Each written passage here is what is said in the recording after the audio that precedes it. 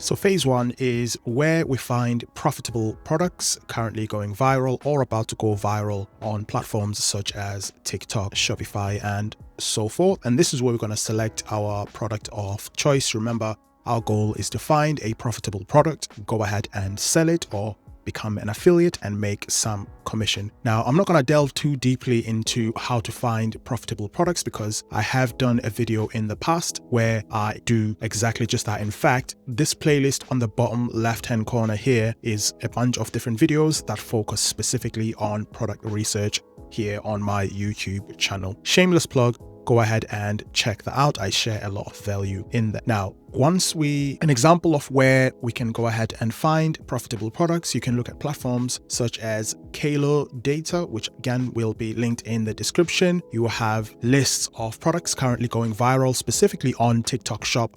In there, all that data collected and ready for you to use. A second example is going on to TikTok Shop itself, going into their marketplace. They've already created information and lists of what's currently going viral where TikTok is concerned. Just a few examples of places where you can find some ideas in terms of what you can go ahead and start promoting.